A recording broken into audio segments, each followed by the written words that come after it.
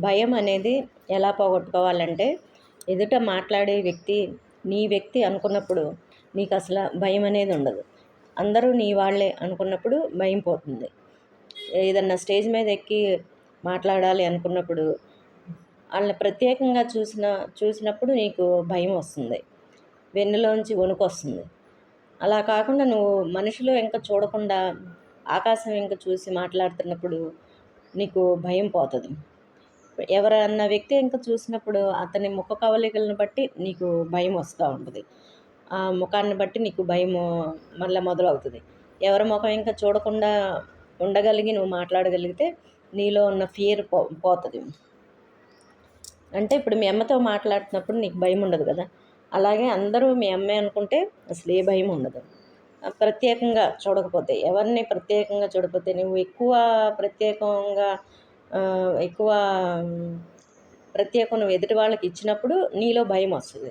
అంత ప్రత్యేకం వాళ్ళకి లేదని నువ్వు తెలుసుకోగలిగినప్పుడు, అందరూ సమానమని తెలుసుకోగలిగినప్పుడు నీకు భయం పోతుంది. మాట్లాడేటప్పుడు నీ మాటలో ఉన్న వణుకు, భయం 2 మాయమవుతాయి. అందరూ మన బంధువులే అనుకున్నప్పుడు అసలు భయమే ఉండదు.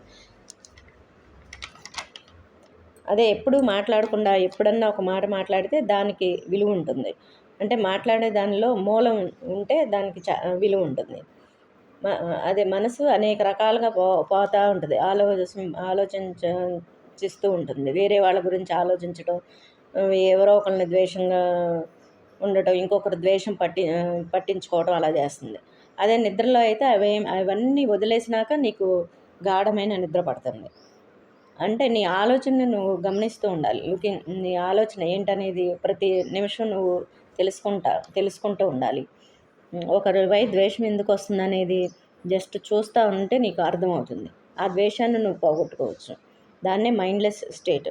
అంటే మనసును అంటే నమ్మకోవద్దు, వాడుకోవాలి. నమ్మితే అది నమ్మక ద్రోహం చేస్తుంది. మనసు అనేక రకాలుగా నిన్ను ఆలోచింపజేస్తుంది. వేరే వాళ్ళ గురించి ఆలోచించమని.